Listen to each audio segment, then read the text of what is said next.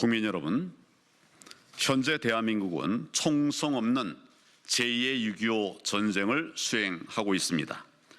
지금 대한민국은 체제 전쟁 중이라는 말씀을 제가 그동안 여러 차례 드렸습니다. 대한민국이 자유민주주의 국가로 가느냐 아니면 공산주의 국가로 가느냐, 그 기로에 놓여 있기 때문입니다.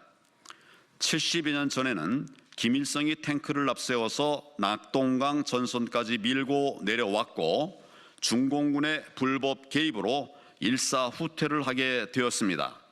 오늘날에는 그 민족 반역자가 몇십 년간 공들여서 심어놓은 김일성 장학생들과 또 주사파, 그리고 중국 통일전선 공작부 사주를 받는 친중 세력이 결탁해서 부정선거와 내란 조장으로 대한민국을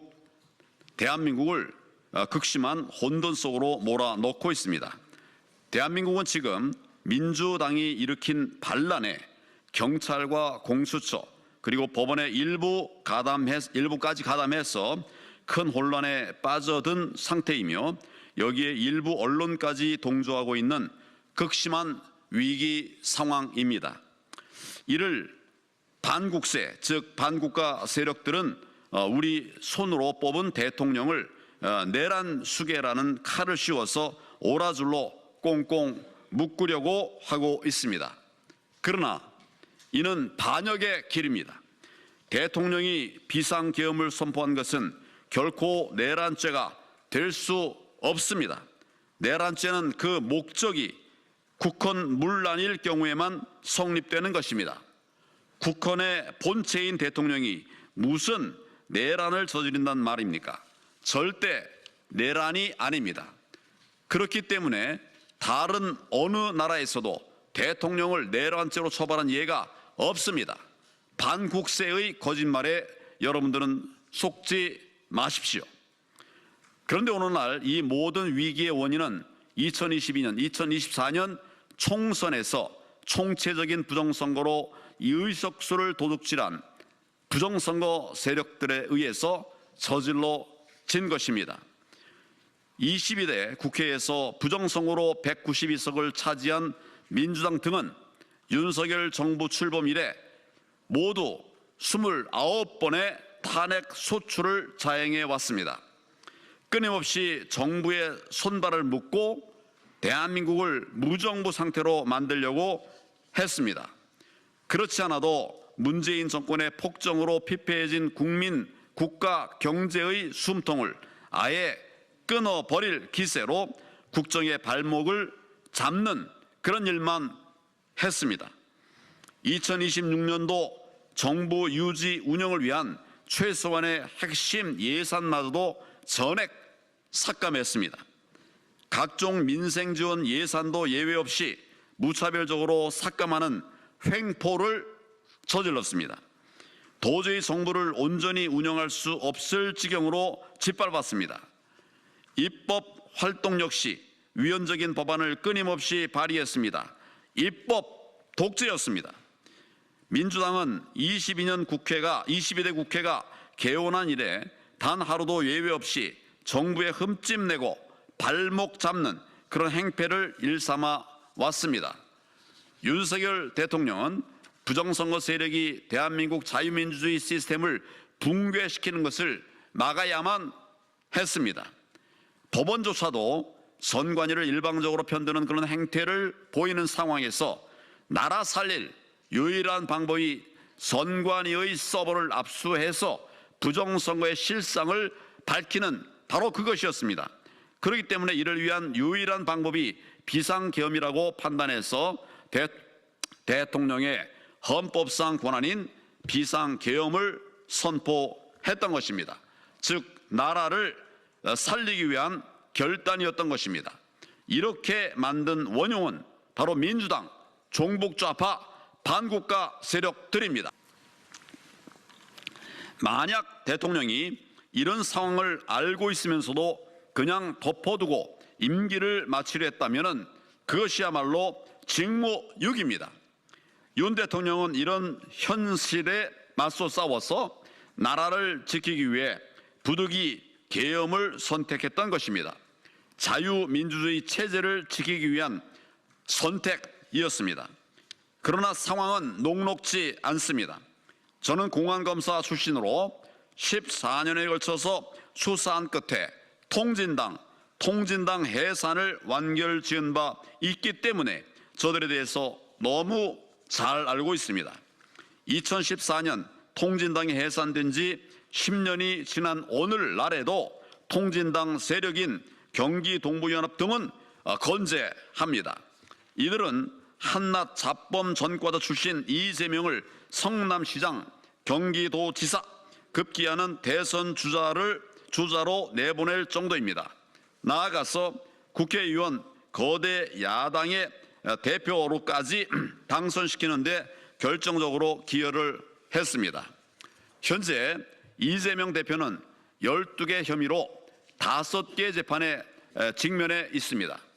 그는 어떻게 해서든 감방에 가지 않겠다고 하는 일념으로 몸부림치고 있고, 또 민주당과 통진당 잔존 세력은 민노총, 언론노련, 전교조 등을 동원해서 대국민 선전선동에 적극 나서고 있습니다. 여기에 중국인들까지도 뻔뻔스럽게 가세하고 있습니다. 지금 민주당은 대통령의 계엄에 발작하고 있습니다. 자신들의 부정선거 전모가 밝혀질까 두려워서 떨고 있는 것입니다. 왜냐하면 부정선거 수사는 6.25 전쟁에서의 인천 상륙작전과도 같은 엄청난 파급 효과를 가져올 것이기 때문입니다. 부정선거 수사는 게임 체인저이기 때문입니다. 그래서 저들은 대통령에 대해 내란이라는 엉터리 프레임을 씌우고, 또 내란죄 수사 권한도 없는 공수처를 내세워서 대통령에 대해 내란죄 수사를 하겠다고 하는 행패를 부리고 있습니다. 첫째, 공수처에 묻겠습니다. 과연 이것이 정당합니까? 내란죄 수사권도 없는 공수처가 내란죄 수사를 한다? 불법 아닙니까? 수사권도 없으면서 체포영장을 발부받았다?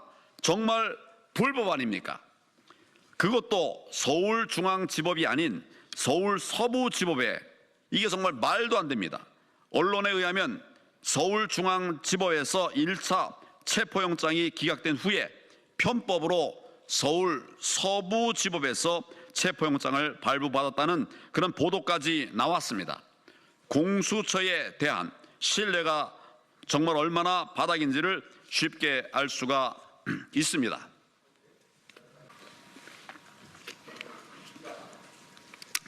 둘째, 불법 체포영장을 발부한 서울서부지법에 묻겠습니다. 수사권도 없는 기관에 체포영장을 발부해줬다? 이거 불법 아닙니까? 게다가 담당 판사는 형사소송법 제110조, 111조를 적용하지 않는다면서 삼권 분립 원칙을 어겨가면서 체포영장을 발부해줬습니다. 이거 정말 불법 아닙니까? 위헌 아닙니까? 결국 마음이 급한 이재명 대표의 닥달로 인해서 내란죄 수사 권한도 없는 공수처가 나서서 대통령 체포영장을 우리법연구회, 또 국제인권법연구회 회원들끼리 신청하고 발부해주는 그런 불법을 저지른 것 아닙니까?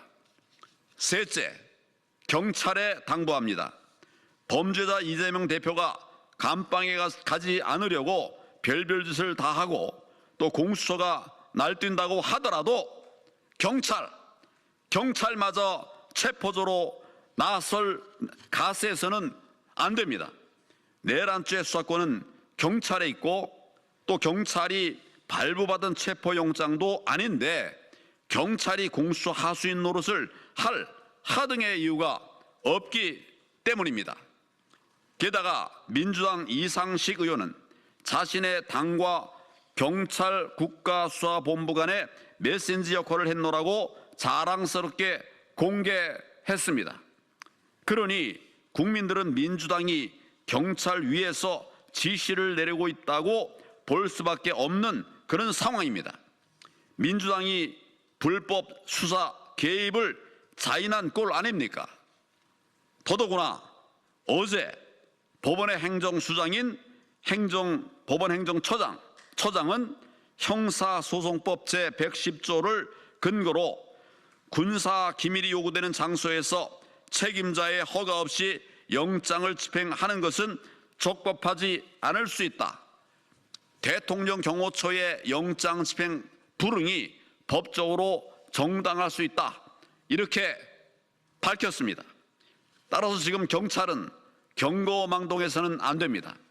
경찰은 민중의 지팡이 아닙니까? 민중이 힘들 때 버팀목이 되어주고 또 민중을 앞장서서 이끌고 도와줄 때에라야 진정한 민중의 지팡이로 국민에게 다가서게 될 것입니다. 우리 국민들은 경찰 수뇌부 일부가 정치권에 줄을 대고 한쪽 편에서는 부패한 정치 투캅스로 처신하는 그런 모습을 결코 원하지 않습니다. 경찰 여러분들의 현명한 판단을 기대합니다. 넷째, 헌법재판소의 행태에 대해서도 지적하지 않을 수 없습니다. 이미선 헌법재판관 이미선은 대통령 측과 상의도 없이 일방적으로 변론 기일을 정해서 통보해버렸습니다. 헌재에서는 탄핵 사유의 가장 중요한 항목인 내란죄에 대해서도 국회 측의 내란죄 항목을 뺄 것을 권유했다고 합니다. 입증이 어렵고 수많은 증인을 출석시켜야 하는 등 재판 기일이 늦어질 염려가 있다는 정말 말도 안 되는 그런 이유 때문이었습니다. 그러나 국가의 명운이 걸린 중차대한 사안에 대해서는 무엇보다도 충분한 검토를 거쳐 신중하게 판단할 필요가 있지 않습니까? 그런데 헌법재판소는 무리한 재판을 하려 들고 있습니다. 이는 이재명의 2심 선고에 앞서서 판결을 내리기 위한 얄팍한 수에 불과합니다. 또한 강정원 헌법재판소 사무처장은 1월 9일 국회에 출석해서 계엄, 포고령 각 항목이 현행 헌법에 부합하지 않는다고 답변을 했습니다. 헌법재판소 사무처장입니다. 아직 헌법재판소 재판관들의 심리가 시작되지도 않았는데 어떻게 그리고 왜 사무처장이 자기 멋대로 결론을 내린단 말입니까? 이로 인해 헌법재판소의 공정성이 심각하게 훼손되었습니다. 헌재가 이런 식으로 한다면 어떤 판단을 내리더라도 그 결과에 승복할 사람은 결코 없을 것입니다. 그러므로 헌법재판소 재판관들께 말씀드립니다. 나라 망가뜨릴 판단을 하지 마십시오.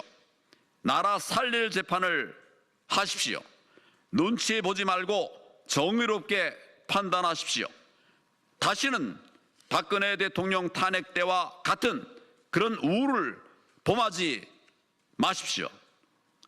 지금 대한민국은 제2의 6.25 전쟁, 체제 전쟁 중입니다.